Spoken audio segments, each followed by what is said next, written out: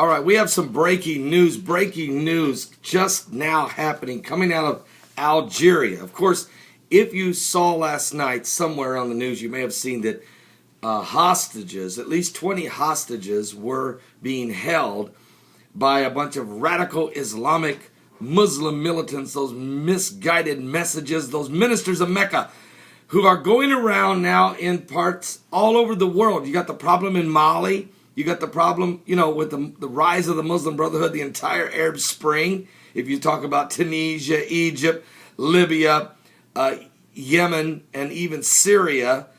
But over in now, we're talking American hostages were being held. Well, here's what's going on. At least 20 foreign hostages have escaped just a few minutes ago, not long ago, today, on this January the 17th, 2013.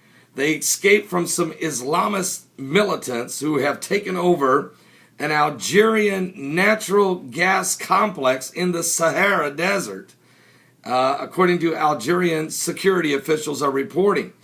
There were Americans and Europeans being held among those that were being held. We also know there are Americans and Europeans who have escaped just a few minutes ago.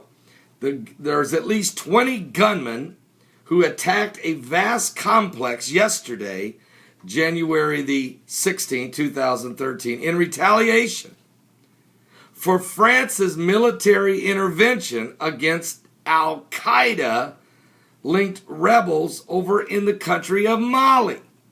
So, these militants in Algeria, who claimed to said they had 41 hostages, had been in a tense standoff since yesterday. They were being surrounded by Algerian military, which had helicopters flying over top the plant. Some 30 Algerian workers fled the complex earlier in the day, leaving supposedly 41. Now we're getting information that 20 have escaped, including some Americans and some Europeans. Now, we also know that 2 people are dead, or at least 3 are dead. Excuse me.